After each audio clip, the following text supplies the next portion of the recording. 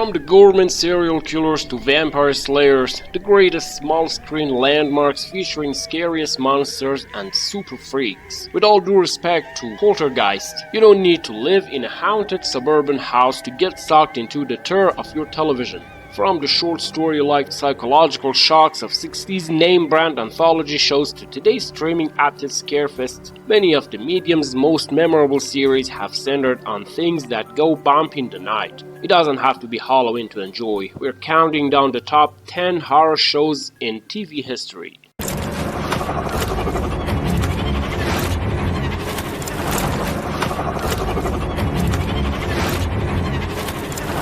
Hello everyone, we are excited to bring you the best horror TV shows of all time, top 10 horror TV shows. Please, as usual, let us know what you think in the comments. And of course, do not forget to like and share our videos and subscribe to our channel. Number 10, The Walking Dead, 2010. In its original form, as a zombie comic book by writer Robert Kirkman and artist Tony Moore and Charlie Adlard, The Walking Dead was the little series that could, an independent black and white horror story that slowly but surely eclipsed all but the biggest full-color corporate superhero comics in popularity. As a television show, TWD's success has been almost as unlikely. As long as it's you first.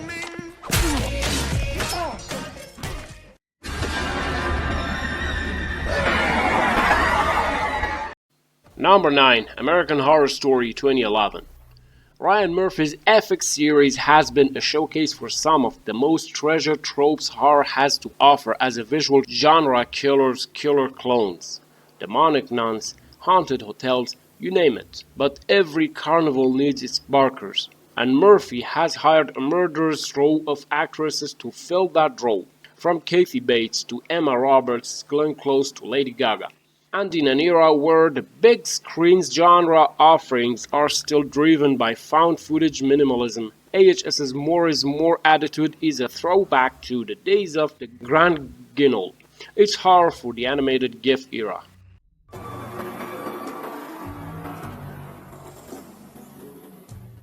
Hey, wanna play hide and clap? Number 8, Black Mirror, 2011. If you need to sum up British satirist Charlie Brooker's internationally acclaimed anthology series, Twilight Zone, the app is as good a description as any.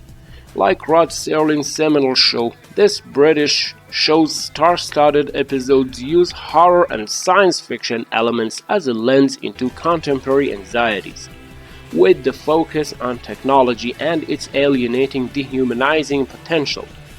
Its best installment, the stomach-churning, the entire history of you, the pitch-black go-for-broke satire of the national anthem, demonstrate that the era of selfies and social networks has simply given us new tools with which to do the same damage to one another we've always done. And the second series highlight White Bear, in which a woman awakes in a strange house with no idea how she got there, is as warped and eerie a take on crime and punishment as TV has ever delivered.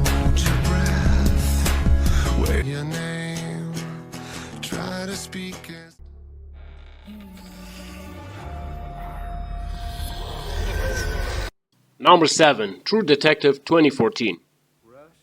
Forget, for a moment, the HBO anthology series Down to Earth's second and third seasons.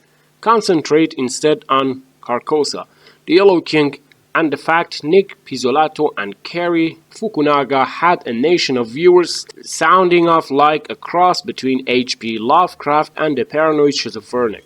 The Matthew McConaughey, Woody Harrelson starring first season of this supernova crime drama drew its strength from its occult overtones, a surreal vibe, and scary as fuck story of backwoods serial killers backed of a powerful political machine. In the end, there was nothing supernatural about any of it. But who cares? The journey was truly nightmarish enough. Daughters of man.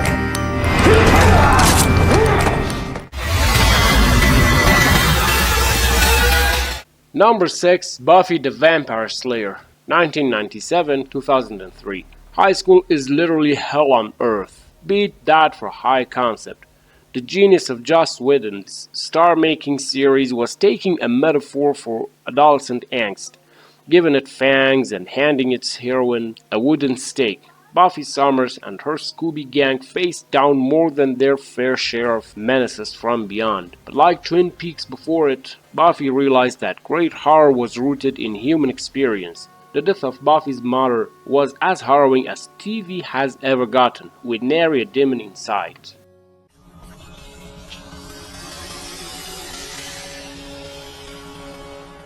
Number 5. Channel Zero 2016-2018.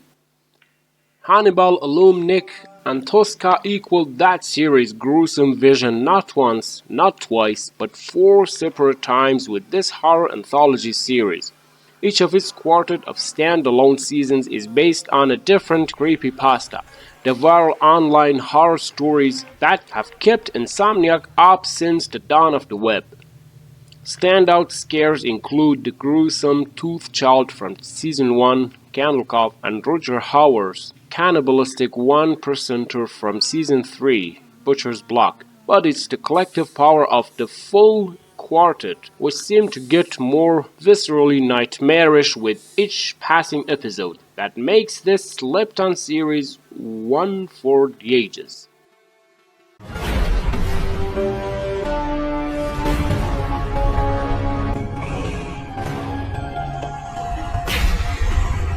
Number 4. The X-Files 1993 to 2002 and 2016 to 2018.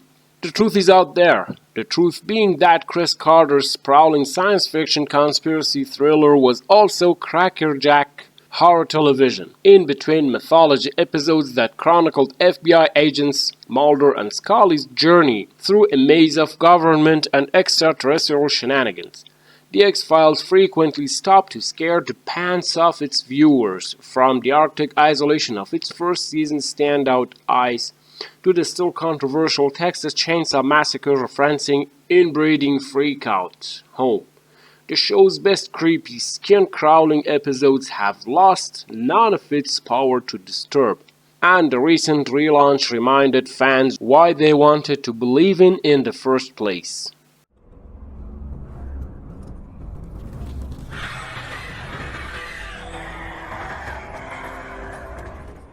Number 3. Hannibal 2013-2015. How the hell did a show as visually audacious, narratively perverse, and mind-bogglingly gory as Hannibal wind up on the Peacock network before its unceremonious and unfortunate third season cancellation?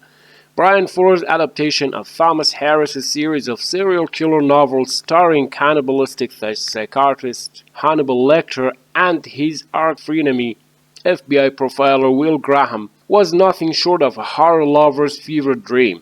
It treated murder as performance art, peeling away the flesh and crystal of the human body in sensual, spectacular slow motion to expose the heart of darkness within. In the process, it's made pretty much every other prestige drama look like a student film. As the Phantom of the Opera once said, "Feast your eyes, glut your soul."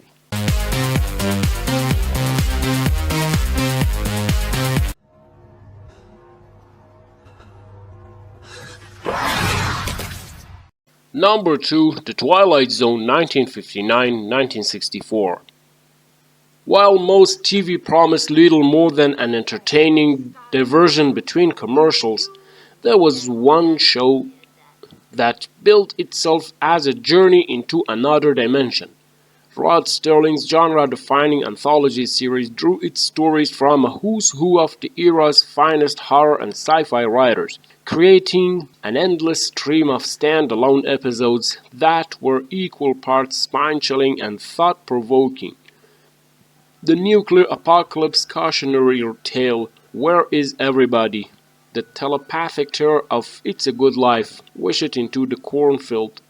The alien invasion irony of To Serve Man, It's a Cookbook. The airborne breakdown come showdown of William Shatner and his little friend in Nightmare at 20,000 Feet. A full 4 decades before the new golden age, the Twilight Zone was already making high art out of low culture. The 2019 relaunch, led by modern horror master Jordan Peele, proves The Zone is still in good hands.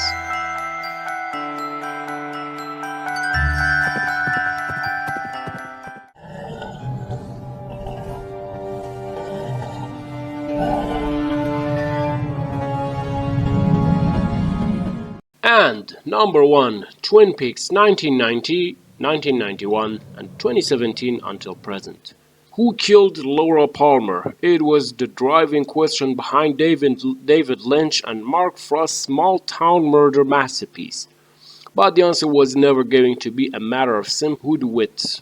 Laura's death, like her life, concealed an ocean of evil beneath the surface, especially a group of terrifying supernatural entities hailing from another place called the Black Lodge. They were personified by a being called Bob, played by set dresser turned actor Frank Silva.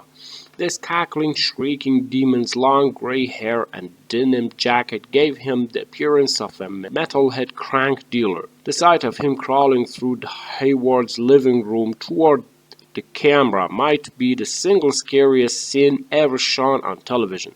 Then came Lynch and Frost's 2017 Twin Peaks: The Return, which introduced us to an ash-covered woodsman and his eternal question, "Got a light?" and tied the horror into a historical moment. But through all the surreal, red-curtained quirkiness, the show never lost sight of human suffering at the heart of madness-infected Americana. It's what continues to make Twin Peaks the all-time television terror champion.